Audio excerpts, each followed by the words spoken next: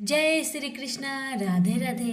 नमस्कार दोस्तों, स्वागत है आप सभी का हमारे YouTube चैनल पर। प्यारे दर्शकों, आज के वीडियो में आप सभी सुनेंगे कार्तिक माह कार्तिक स्नान की सभी कथा एक साथ। कहते हैं कि कार्तिक स्नान के दौरान इन कथाओं को अनिवार्य रूप से सुना जाता है। सुनने से विष्णु भगवान की विशेष कृपा प्राप्त होती है, घर में अन्न धन के भंडार भरे रहते हैं, निरोगी काया की प्राप्ति होती है, सभी मनोरथ पूर्ण होता है। तो आइए प्रसन्नचित मन से श्रवण करें कार्तिक माह की कथा को। कथा अगर अच्छी लगे तो वीडियो को ज्यादा से ज्यादा शेयर करें। प्रेम से बोलिए लक्ष्मी नारायण की जय, कार्तिक की देवी देवताओं की जय। हे कार्तिक के ठाकुर, मेरी ये कथा सुनने वाले कहने वाले सभी की मनोकामना को पूर्ण करना। एक बुढ़िया थी, उसके 4 बेटे थे और 4 भैंसें थी। जब कार्तिक का महीना आया तो सास ने अपनी बहुओं से कहा, मैं कार्तिक नहाने जाऊंगी और तुम लोग एक एक भैंस ले लो। अरे कार्तिक मास में स्नान करके आऊंगी तो मैं देखूंगी कि तुम में से सबसे ज़्यादा घी कौन जोड़ पाएगी। तीनों बहू बहुत चालाक थी। छोटी बहू को ना तो दूध बिलोना आता था, न ही घी निकालना। तीनों देवरानी जेठानी, अब हम देखेंगे कि कैसे ये करेगी। सासू छोटी से ज्यादा प्यार करती थी, उसको कोई कुछ नहीं बताता था। वह बड़ी भोली थी, अपना सारा दूध दही पीपल पथवारी में गिरा देती। महीना पूरा हो गया, तीनों बहुओं ने डिब्बा भर के घी जोड़ रखा था। छोटी बहू पथवारी माता से बोली कि हे माता, मेरी सासू माँ कार्तिक नहा कर आएगी तो मैं सासू माँ को घी कहाँ से दूंगी। पथवारी माता बोली, तू चिंता मत कर, तू 4 कंकड़ ले जा यहाँ से और जाकर 4 डिब्बे में डाल देना। बहू ने पथवारी माता जैसे कहा उसने वैसा ही किया। उसने 4 कंकड़ लेकर डिब्बे में डाल दिया। वही डिब्बा लेकर घर को आई तो उसने देखा कि चारों डिब्बे में घी भरी हुई है।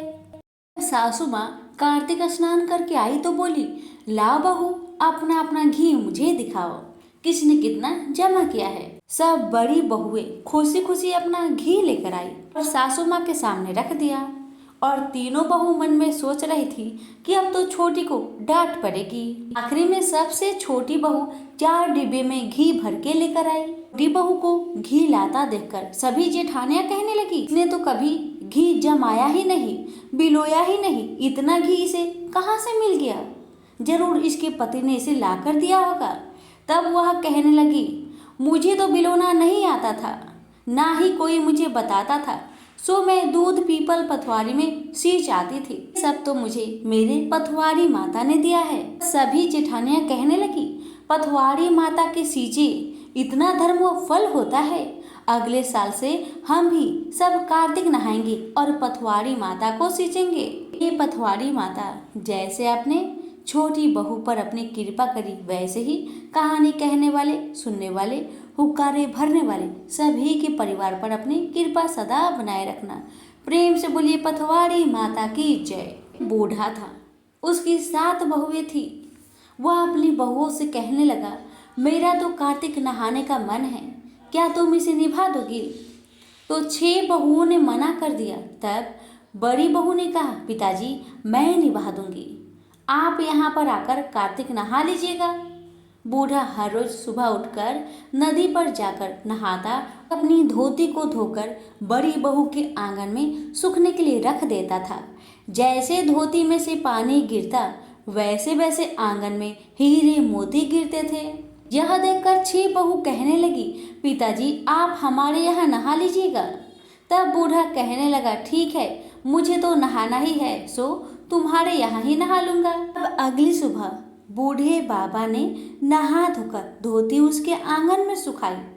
वहाँ हीरे मोती नहीं गिरे तो सारी बहुएं कहने लगी, ससुर जी, बड़ी बहू के यहाँ तो हीरे मोती गिरते हैं और हमारे यहाँ कीचड़।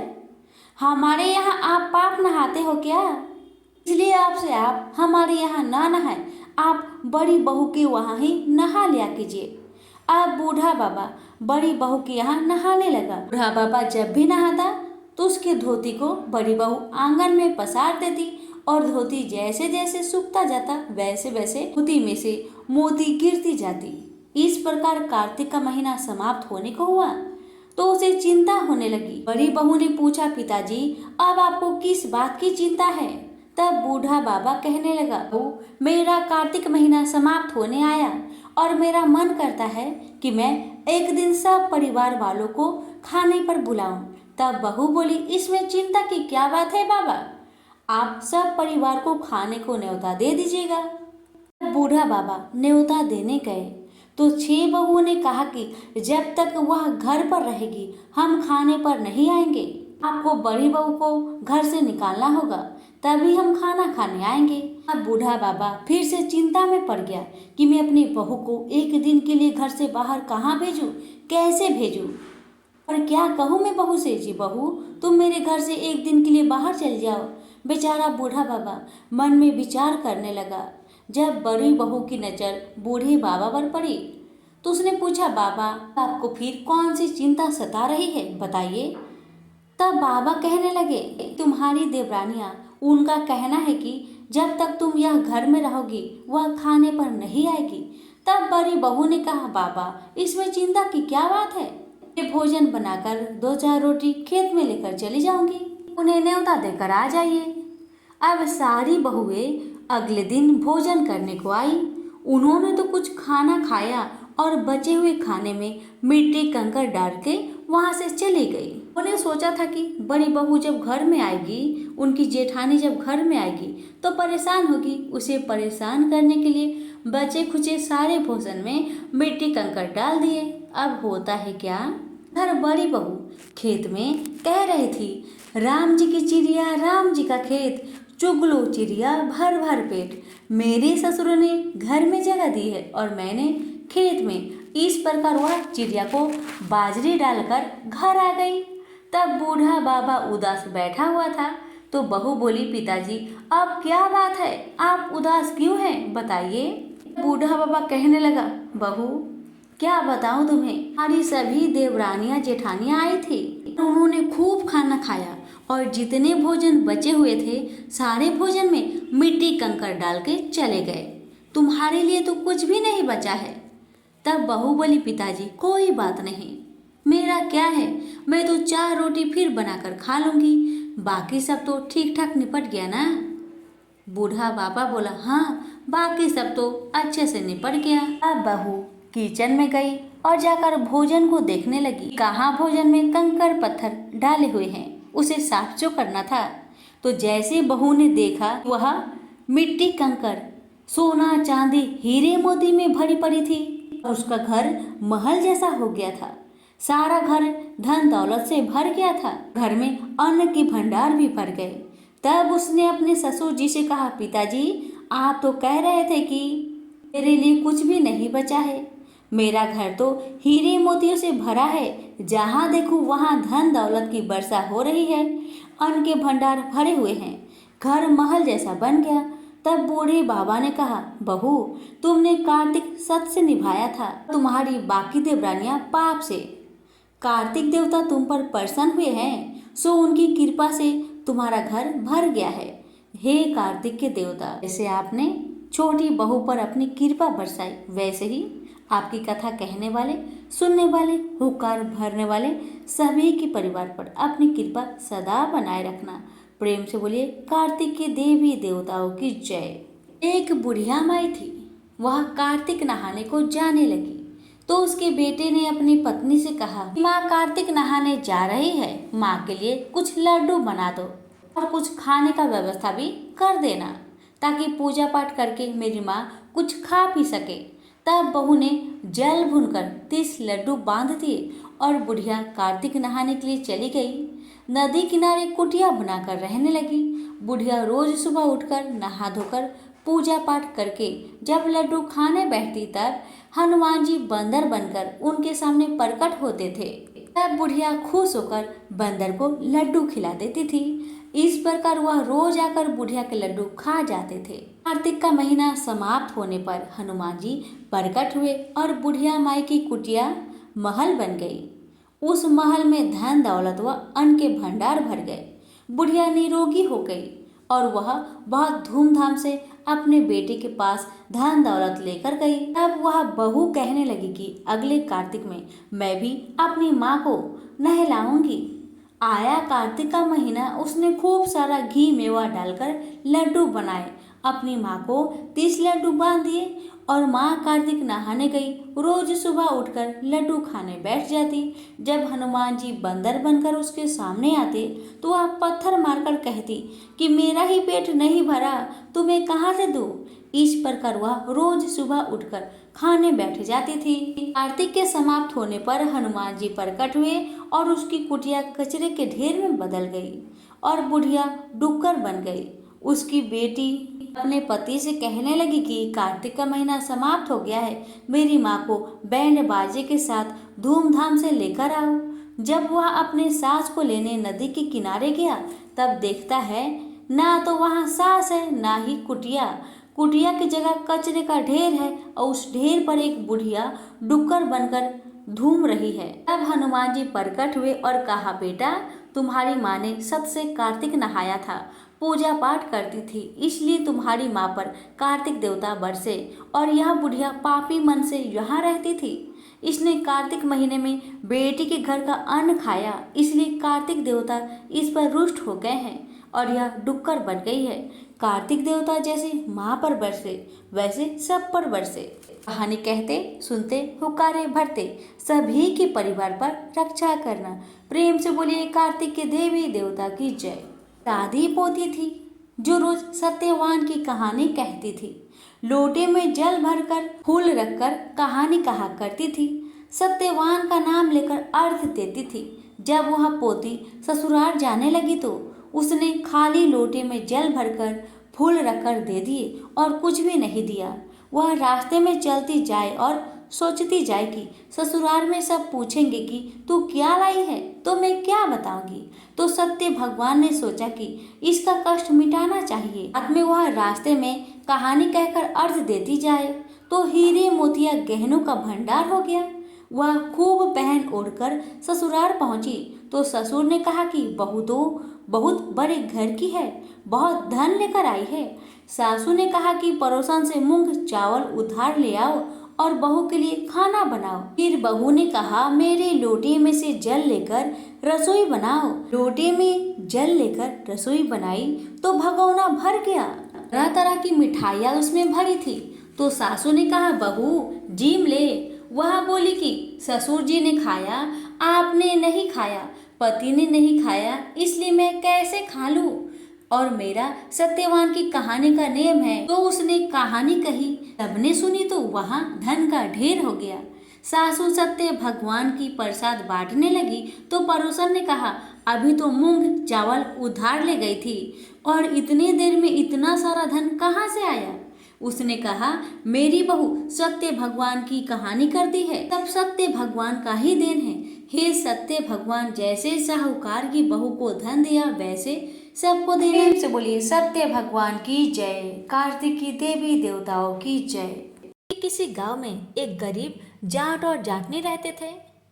जाटनी हमेशा अपने पति से कहती कि मैं तुम्हें 4 रोटी बनाकर दूंगी, तुम नदी किनारे जाना, वहाँ पर भगवान राम और लक्ष्मण जी आते हैं, वहाँ जाकर तुम इस तरह कहना, राम बड़े लक्ष्मण छोटे, वो बैठे अम्बे की डाली, वो बैठे चंपे की डाली, मिट्टी का दशरथ बनावे, मक्खन मिश्री का भोग लगावे, दे परिक्रमा घर को आवे। जाट क्या करता कि रास्ते भर में पत्नी की इन दोहा को, इन लाइन को याद करते जाता। जैसे वह नदी के किनारे पहुंचता वहां जाकर अपनी पत्नी की बातें उस दोहा को भूल जाता। भूलने के बाद इस प्रकार कहता, लक्ष्मण बड़े राम छोटे, वो बैठे अम्बे की डाली, वो बैठे चंपे की डाली, मिट्टी का दशरथ बनावे, माखन मिश्री का भोग लगावे, दे परिक्रमा घर को आवे। जाट इस प्रकार कहता तो भगवान राम लक्ष्मण से कहते, मन तुम्हें इसने बड़ा बताया है, तुम इसे कुछ दे दो। तब लक्ष्मण कहते, हे राम, इसकी बुद्धि मलिन हो गई है, यह मूर्ख है, कहीं राम से बड़ा इस दुनिया में कोई हुआ है। तब भगवान राम बोले, नहीं लक्ष्मण, तुम्हें बड़ा बताया है इसलिए तुम्हें कुछ देना होगा। लक्ष्मण ने थोथे बांस में मोहर असरफी भरकर उसे दे दिए। अब रास्ते में मोहर असरफी चोरों ने हर लिया। घर गया तो जाट ने बोली, कुछ मिला आपको? जाट बोला, हाँ मिला तो बहुत कुछ था, परंतु रास्ते में चोरों ने उसे चोरी कर लिया। जाटने ने कहा, कोई बात नहीं, कल फिर वहां पे जाना। अगले दिन फिर 4 रोटी बनाकर जाटनी ने उसे सिखलाया। कहना, राम बड़े लक्ष्मण छोटे, वो बैठे अम्बे की डाली, वो बैठे चंपे की डाली, माटी का दशरथ बनावे, खन मिश्री का भोग लगावे, दे परिक्रमा घर को आवे। रास्ते भर जाट याद करता चला गया, पर बदकिस्मती से नदी किनारे जाकर भूल गया और वहां जाकर बोला, लक्ष्मण बड़े राम छोटे, वे बैठे अम्बे की डाली, वो बैठे चंपे की डाली, माटी का दशरथ बनावे, माखन मिश्री का भोग लगावे, दे परिक्रमा घर को आवे। राम बोले, हे लक्ष्मण, अभी ये तुम्हें बड़ा बता रहा है, तुम इसे कुछ दे दो। लक्ष्मण बोले, हे राम, इसकी बुद्धि मलिन हो गई है, मूर्ख है, कहीं राम से भी इस दुनिया में कोई बड़ा हुआ है? राम बोले, नहीं लक्ष्मण, तुम्हें बड़ा बताया है, इसलिए तुम्हें कुछ देना ही होगा। लक्ष्मण ने सोने की ईंट उसे दे दिया। रास्ते में चोरों ने उसे हर लिया।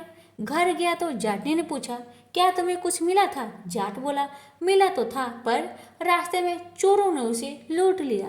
जाटनी बोली, तुमने क्या कहा था? जाट बोला, लक्ष्मण बड़े राम छोटे, वो बैठे अम्बे की डाली, वो बैठे चंपे की डाली, माटी का दशरथ बनावे, माखन मिश्री का भोग लगावे, दे परिक्रमा घर को आवे। जाटनी बोली, तुम तो बहुत भोले हो, कहीं भगवान राम से बड़ा कोई है? फिर कल जाना, ठीक से बोलना। ये दिन फिर जाट गया, उस दिन ठीक ठीक बोला। राम बहरे लक्ष्मण छोटे, वो बैठे अम्बे की डाली, वो बैठे चंपे की डाली, माटी का दशरथ बनावे, माखन मिश्री का भोग लगा दे, दे परिक्रमा घर को आवे। लक्ष्मण बोले, हे राम, आज इसको अकल आ गई है, इसको कुछ दे दीजिए। राम मुस्कुराते हुए बोले, भाई मेरे पास क्या है, यह जौहर की मिट्टी है, ले जा। कहकर अपने हाथ से थोड़ी सी मिट्टी भगवान राम ने उसे दे डाली। जाट बरबर करने लगा, आज जाटनी ने मुझे उल्टा सीख दी है, रोज सोना चांदी मिला करता था, आज तो मिट्टी की डली मिली है। मिट्टी लेकर घर की ओर चल गया। बीच रास्ते में चोरों ने मिट्टी देखी तो मिट्टी को देखकर कुछ नहीं बोले। जाट घर गया तो जाटनी बोली, कुछ मिला? तो जाट ने कहा, हाँ, तेरी उल्टी सीख के कारण आज तो मुझे सिर्फ मिट्टी की डली मिली है। जाटनी बोली, कोई बात नहीं, कुछ तो लेकर घर आया।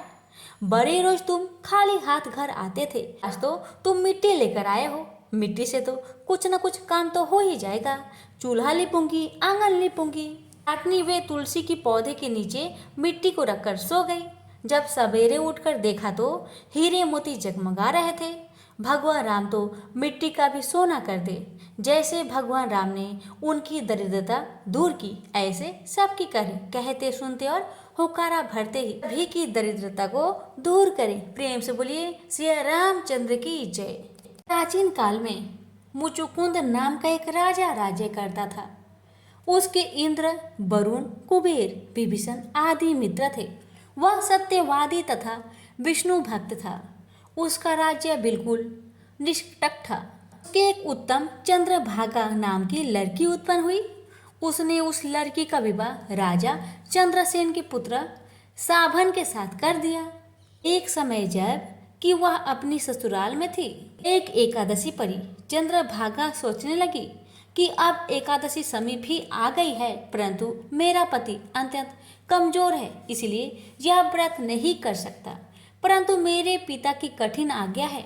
जब दशमी आई तब राज्य में ढिंढोरा पिटा दिया गया। उसको सुनकर शोभन अपनी पत्नी के पास गया और बोला कि हे प्रिय, तुम मुझे कुछ उपाय बतलाओ, क्योंकि मैं व्रत करूंगा तो मैं अवश्य ही मर जाऊंगा।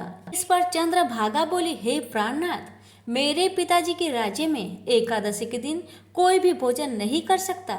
यहाँ तक कि हाथी, घोड़ा, ऊंट, पशु आदि भी तृण, अन्न, जल आदि ग्रहण नहीं करते। फिर यहाँ मनुष्य कैसे भोजन कर सकता है? यदि आप भोजन करना चाहते हैं तो दूसरे स्थान को चले जाइए, क्योंकि यदि आप इसी स्थान पर रहोगे तो आपका व्रत अवश्य ही करना पड़ेगा। उस पर शोभन बोला कि हे प्रिय, तुम्हारा कहना बिल्कुल सत्य है। मैं व्रत अवश्य ही करूँगा। भाग्य में जो लिखा होगा वही होगा। ऐसा विचार करके उसने एकादशी का व्रत किया और वह भूख और प्यास से अत्यंत पीड़ित होने लगा। सूर्य भगवान भी अस्त हो गए और जागरण के लिए रात्रि हुई। वह रात्रि शोभन को दुख देने वाली थी। दूसरे दिन प्रथा से प्रथम ही शोभन जल बसा।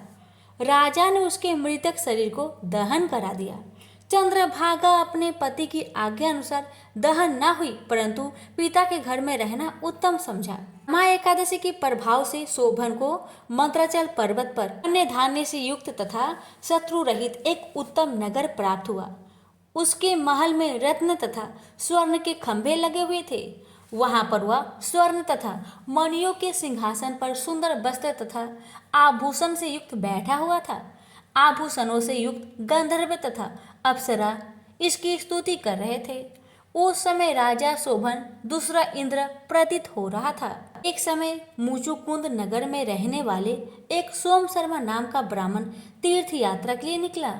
उसने घूमते घूमते उसको देखा। वह ब्राह्मण उसको अपने राजा का जमाई जानकर उसके निकट गया। राजा शोभन ब्राह्मण को देख आसन से उठ खड़ा हुआ और अपने ससुर तथा स्त्री चंद्रभागा की कुशलता को पूछने लगा। शर्मा ब्राह्मण को बोला, हे राजन, हमारे राजा कुशल है, आपकी पत्नी चंद्रभागा भी कुशल है। अब आप कृपा वृत्तांत बतलाइए। मुझे यह बड़ा आश्चर्य है कि आप ऐसा विचित्र और सुंदर नगर, जिसको ना तो मैंने कभी सुना और ना देखा, आपको किस प्रकार प्राप्त हुआ है। शोभन बोला, हे देव, यह सब कार्तिक माह की कृष्णा पक्ष की रमा एकादशी व्रत का प्रभाव है, जिसे मुझे यह अनुपम नगर प्राप्त हुआ है, परंतु यह अध्रुव है। इस पर ब्राह्मण बोला कि हे राजन, अध्रुव क्यों है और ध्रुव किस प्रकार हो सकता है, सो आप मुझे समझाइए। मैं आपके कहे अनुसार ही करूँगा। आप इसमें बिल्कुल भी झूठ ना समझे। शोभन बोला कि हे देव, मैंने अश्रद्धा पूर्वक व्रत किया था, उसके प्रभाव से मुझे यह नगर प्राप्त हुआ है, इसलिए मैं इसे अध्रुव मानता हूँ। यदि तुम इस वृत्तांत को राजा मुचुकुंद की पुत्री चंद्रभागा से कहोगे तो वह उसको ध्रुव बना सकती है। ब्राह्मण ने वहां आकर चंद्रभागा से समस्त वृत्तांत कहा। इस पर राजकन्या चंद्रभागा बोली कि हे ब्राह्मण देव, आप क्या वह सब वृत्तांत प्रत्यक्ष देख कर आए हैं या अपना स्वप्न कह रहे हैं। इस पर ब्राह्मण बोला कि हे पुत्री, मैंने तेरे पति शोभन को तथा उसके नगर को प्रत्यक्ष देखा है, परंतु वह नगर अध्रुव है। तू कोई ऐसा उपाय कर जिससे कि वह ध्रुव हो जाए। इस पर चंद्रभागा बोली, हे महाराज, आप मुझे उस नगर में ले चलिए। मैं अपने पति को देखना चाहती हूँ। मैं अपने व्रत के प्रभाव से उस नगर को ध्रुव बना लूंगी। चंद्रभागा के वचनों को सुनकर वह ब्राह्मण उसको मंद्राचल पर्वत के पास वामदेव के आश्रम को ले गया। वामदेव ने उसकी कथा को सुनकर चंद्रभागा को मंत्र से अभिषेक किया। चंद्रभागा मंत्रों तथा व्रत के भाव से दिव्य देह धारण करके पति के पास चली गई। शोभन ने अपनी स्त्री चंद्रभागा को देखकर प्रसन्नता पूर्वक उसे वाम अंग में बैठाया। चंद्रभागा बोली कि हे प्राणनाथ, अब आप मेरे पुण्य को सुनिए। जब मैं अपने पिता के गृह में 8 वर्ष की थी, तब से ही मैं 100 विधि एकादशी का व्रत करने लगी हूँ। इन्हीं व्रतों के प्रभाव से आपका यह नगर ध्रुव हो जाएगा और समस्त कर्मों से युक्त होकर प्रलय के अंत रहेगा। चंद्रभागा दिव्य रूप धारण करके तथा दिव्य वस्त्र अलंकारों से सजकर अपने पति के साथ आनंद पूर्वक रहने लगी और शोभन उसके साथ आनंद पूर्वक रहने लगा।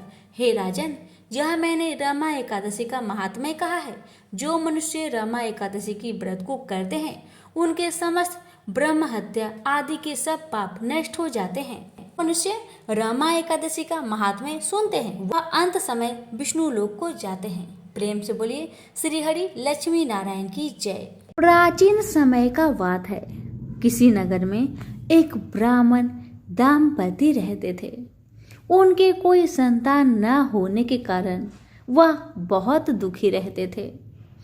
हर मंगलवार को ब्राह्मण देवता वन में हनुमान जी का पूजन करने जाता था। वह पूजा करके बजरंग बली से एक पुत्र की कामना करता था। उसकी पत्नी भी मंगलवार के दिन व्रत के अंत में हनुमान जी को भोग लगाकर ही भोजन करती थी। एक बार व्रत के दिन ब्राह्मणी ने भोजन नहीं बना पाया और ना ही हनुमान जी को भोग लगा सकी। तब उसने प्रण किया कि वह अगले मंगलवार को हनुमान जी को भोग लगाकर ही भोजन करेगी। वह भूखी प्यासी 6 दिन तक पड़ी रही। मंगलवार के दिन वह बेहोश हो गई। हनुमान जी उसकी श्रद्धा और भक्ति को देखकर बहुत प्रसन्न हुए और उन्होंने आशीर्वाद स्वरूप में ब्राह्मणी को एक पुत्र दिया और कहने लगे कि यह तुम्हारी बहुत सेवा करेगा। अब बालक को पाकर ब्राह्मणी बहुत खुश हुई। उसने बालक का नाम मंगल रखा। कुछ समय उपरांत जब ब्राह्मण घर आए तो बालक को देख पूछने लगे कि ये बालक कौन है। तो पत्नी कहने लगी कि मंगलवार के व्रत से प्रसन्न होकर हनुमान जी ने उन्हें यह बालक दिया है। एक दिन मौका पाकर ब्राह्मण ने बालक को कुएं में गिरा दिया। घर लौटने पर ब्राह्मणी ने पूछा कि मंगल मेरा बेटा कहाँ है। तभी पीछे से मंगल मुस्कुराते हुए घर में प्रवेश किया। उसे वापस देखकर ब्राह्मण चौंक गया। उसी रात को बजरंगबली ने ब्राह्मण को सपने में दर्शन दिए और बताया कि यह पुत्र मैंने ही तुम्हारी पत्नी को दिया है। सच जानकर ब्राह्मण बहुत खुशी हुआ और अपनी गलती पर पछताने लगा कि मैंने अपने बेटे को कैसे कुएं में फेंक दिया। अब तो ब्राह्मण और ब्राह्मणी दोनों एक साथ नियमित रूप से मंगलवार का व्रत रखने लगे। मंगलवार का व्रत रखने वाले मनुष्य पर अपार कृपा होती है। प्रेम से बोलिए पवन पुत्र हनुमान की जय। प्राचीन काल में नंदक नामक एक विद्वान ब्राह्मण था। सुनंदा नाम की उसकी पत्नी को कोई संतान नहीं हुई तो उस बूढ़े ब्राह्मण ने किसी दूसरे की सुंदर गुणवती कन्या को अपनी पुत्री के रूप में गोद ले लिया। ऐसा कहा जाता है कि कन्या के अष्टांग नित्य ही बहुत सा सोना दिया करते थे, जिसकी बदौलत वह ब्राह्मण धनधान्य हो गया। इससे उसमें भारी मद और अभिमान आ गया। वह राजा की तरह रहने लगा। कन्या जब विवाह योग्य हो गई तो नंदक ने उसका विवाह सोमेश्वर नाम के एक ब्राह्मण युवक के साथ कर दिया। इस तरह वह कन्या से नित्य प्रति मिलने वाले स्वर्ण से वंचित हो गया। जब ससुराल से शुभ दिन देखकर सोमेश्वर अपनी पत्नी को अपने घर ले जाने के लिए चला तो रास्ते में रात हो गई। वन में अकेला देखकर निर्दयी नंदक ने सोमेश्वर की हत्या कर दी। पति को मरा देख ब्राह्मण पुत्री बहुत दुखी हुई। उसने पति के साथ मरने का निश्चय कर लिया। वह मरने की तैयारी कर ही रही थी कि मंगल देव वहां उपस्थित हुए और उन्होंने उसे वर मांगने को कहा। ब्राह्मण पुत्री ने कहा, हे देव, यदि आप मुझ पर प्रसन्न हैं तो मेरे पति को जीवित कर दे। यह सुन मंगल देव ने उसके पति को परम विद्वान बनाकर जीवित कर दिया और भी वर मांगने को कहा तो ब्राह्मण पुत्री ने कहा, हे ग्रहों के स्वामी, जो लाल चंदन द्वारा लाल फूलों से मंगलवार के दिन प्रातःकाल के समय आपका पूजन कर स्मरण करे, उन्हें बंधन, रोग और व्याधि कभी भी पैदा ना हो। उन्हें व उनके परिजनों को सर्प, अग्नि और बैरियों से भय ना हो। उनका कभी स्वजनों से वियोग ना हो तथा आप अपने भक्तों के लिए सुख देने वाले हो, यही वर मुझे दीजिए। मंगल देव बोले, जो मेरा भक्त जितेंद्रिय होकर एक बार भोजन करके 4 दीपक युक्त मंडल पर अर्धों के साथ वेदों और पुराणों के मंगल मंत्रों सहित 21 मंगलवार का व्रत करे, साथ में लाल रंग का युवा बैल सोने सहित यथाशक्ति दान करे और ब्राह्मणों को भोजन कराए तो उसे कभी मंगल की ग्रह पीड़ा नहीं होगी। उसे भूत, प्रेत, बेताल और शाकिनी कभी नहीं मार सकेंगे। उनकी दरिद्रता नष्ट होगी और उनके परिवार में यश और कीर्ति की वृद्धि होगी, उनका वंश बढ़ेगा। यह कहकर मंगल देव अंदर ध्यान हो गए। तभी से मंगलवार व्रत की परिपाटी चालू हुई। सभी प्रेम से बोले पवन पुत्र हनुमान की जय। एक दूसरी कथा के अनुसार एक वृद्धा प्रति मंगलवार को व्रत रखती थी। उसका एक पुत्र भी था जिनका नाम मंगलिया था। मंगल को बुढ़िया न तो गोबर लिपती थी न मिट्टी खोदती थी। एक दिन उसकी परीक्षा लेने मंगल देव ब्राह्मण के रूप में वहां आए और वृद्धा से बोले, मुझे भूख लगी है, भोजन में मैं स्वयं बना लूंगा, तुम सिर्फ जमीन को गोबर से लिप दो। इस पर बुढ़िया ने कहा, आज मंगलवार है, मैं इस दिन जमीन नहीं लिपती, हाँ पानी छिड़क कर चौका लगा देती हूँ, आप उसी जगह रसोई बनाए। ब्राह्मण ने कहा, मैं तो गोबर से लिपी चौके में ही भोजन पकाता हूँ। बुढ़िया ने जमीन लिपने के सिवा कुछ भी करने की हामी भर ली तो ब्राह्मण ने वृद्धा से कहा, अपने लड़के को बुलाकर औधा लिटा दो, उसी की पीठ पर मैं भोजन पकाऊंगा। काफी सोचने पर वृद्धा ने पुत्र को बुलाकर औधा लिटा दिया तथा उस ब्राह्मण की आज्ञा से अंगीठी जला दी। ब्राह्मण ने अंगीठी में आग जला भोजन बनाने के बाद वृद्धा से बोला, अपने पुत्र को बुला, वह भी प्रसाद ले लेगा। बुढ़िया ने दुखी मन से कहा, ब्राह्मण देवता क्यों हंसी कर रहे हो, उसी पर आग जलाकर तो आपने भोजन बनाया, वह तो मर चुका होगा। ब्राह्मण ने बुढ़िया को समझाया तथा बुलाने का आग्रह किया।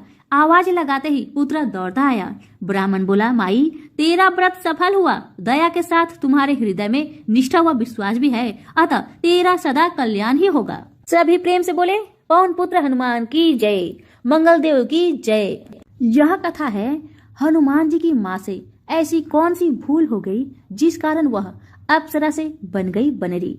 आइए सुनते हैं। एक बार देवराज इंद्र की सभा स्वर्ग में लगी हुई थी। इसमें दुर्वासा ऋषि भी भाग ले रहे थे। जिस समय सभा में विचार विमर्श चल रहा था, उसी समय सभा के मध्य ही पूजिक स्थली नामक इंद्रलोक की अप्सरा बार बार इधर से उधर आ जा रही थी। सभा के मध्य पूजिक स्थली का यह आचरण ऋषि दुर्वासा को अच्छा न लगा। दुर्वासा ऋषि अपने क्रोध के लिए प्रसिद्ध है। उन्होंने पुंजिक स्थली को कई बार टोक कर ऐसे करने से मना किया, लेकिन वह अनसुना कर वैसा ही करती रही। तो दुर्वासा ऋषि ने कहा, तुझे देव सभा की मर्यादा का ज्ञान नहीं, तू कैसी देव अप्सरा है जो बनरियों की तरह बार बार आ जाकर सभा में विघ्न डाल रही है। जा अपनी इस आदत के कारण तू बनरी हो जा। दुर्वासा ऋषि का श्राप सुनकर पुंजिक स्थली सन्न रह गई। अपने आचरण का यह परिणाम वह सोच भी नहीं सकती थी, पर अब क्या हो सकता था, भूल हो चुकी थी, उसके कारण वह श्रापग्रस्त भी हो गई।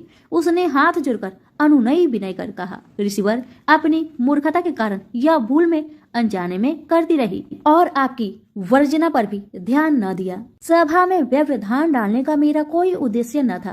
कृपया बताइए, अब आपके इस श्राप से मेरा उद्धार कैसे होगा। अप्सरा की विनती सुनकर ऋषि दुर्वासा पसीजे बोले, अपनी इस चंचलता के कारण अगले जन्म में तू बानर जाति की राजा बिरज की कन्या के रूप में जन्म लेगी। तू देव सभा की अप्सरा है, अतः तेरे गर्भ से एक महान बलशाली यशस्वी तथा प्रभु भक्त बालक का जन्म होगा। पुंजिक अप्सरा को संतोष हुआ। पूर्ण जन्म में वानर राज बिरज की कन्या के रूप में उसका जन्म हुआ। उसका नाम अंजना रखा गया। विवाह योग होने पर इसका विवाह वानर राज केसरी से हुआ। अंजना केसरी के साथ सुखपूर्वक प्रभास तीर्थ में रहने लगे। इस क्षेत्र में बहुत शांति थी तथा बहुत से ऋषि आश्रम बनाकर यज्ञ आदि करते थे। एक बार ऐसा हुआ कि वन में विचरने वाला शंखवल नामक जंगली हाथी पर मत हो उठा तथा वन में उत्पात मचाने लगा। उसने कई आश्रमों को रौंद डाला, यज्ञ वेदियों नष्ट कर दी। उसके भय से लगते हुए अनेक तपस्वी बालक आहत हो गए। कई आश्रम उजड़ गए। कई ऋषि भय के कारण आश्रम छोड़ चले गए। केसरी को जब शंखवल नामक हाथी के इस उत्पात का पता लगा तो वह आश्रम तथा आश्रम वासियों की रक्षा के लिए तत्काल वहां आए और शंख बल को बड़ी कुशलता से घेर कर उसके दोनों दांतों को पकड़कर उखाड़ दिया। पीड़ा से चिघाड़ता हुआ वह हाथी वहीं धराशायी हो गया और मर गया। आश्रम की रक्षा के लिए उनके अचानक पहुंचने तथा हाथी को मारकर आश्रम वासियों को निर्भय कर देने वाले केसरी का ऐसा बल देख ऋषि मुनि बहुत प्रसन्न हुए और केसरी के पास आकर आशीर्वाद देते हुए कहा, वानर राज केसरी, जिस प्रकार तुमने आज हम सबकी तथा आश्रम की रक्षा की, इसी प्रकार भविष्य में तुम्हारा होने वाला पुत्र पवन जैसे वेग वाला होगा तथा रुद्र जैसा महान बलशाली होगा। तुम्हारे बल तेज के साथ साथ उसमें पवन तथा रुद्र का तेज भी व्याप्त रहेगा। केसरी ने कहा, ऋषिवरों, मैंने तो बिना किसी कामना के परम हाथी को, जो किसी प्रकार वश में नहीं आ रहा था, मारकर आपकी इस यज्ञ भूमि को निर्भय किया है। आपका दिया यह स्वतः आशीर्वाद मुझे शिरोधार्य है। केसरी ऋषियों को प्रणाम कर चले गए। समय आने पर अंजना के गर्भ से एक बालक का जन्म हुआ। उसमें अपने वाले काल से ही ऋषियों द्वारा दिए आशीर्वाद का तेज झलकने लगा। आश्रमों में वह पवन वेग की तरह जहां तहां पहुंच जाता। आश्रमों में विघ्न डालने वाले वन्य जीवों तथा दुष्ट व्यक्तियों को अपने अपार बल से खदेड़ देता। अपने इस पराक्रम से वह मदमत हो जाता तथा अपने साथियों के साथ वह आश्रमों में कीड़ा करने लगता। उसको खेलने से कोई रोकता तो वह उसको भी तंग करने लगता। बालक तो था ही, उसके बाल कौतुक से जब ऋषियों को असुविधा होने लगी तथा उनके पूजा पाठ और यज्ञ में व्यवधान आने लगी, तो उन्होंने उसके स्वभाव में शांति के लिए आशीर्वाद जैसा श्राप दिया कि तुम अपने बल को हमेशा भूले रहोगे। जब कोई तुम्हें आवश्यक होने पर तुम्हारी बल का याद दिलाएगा, तब फिर तुम्हें अपार बल जागृत हो जाएगा। इससे वह बालक शांत स्वभाव का हो गया।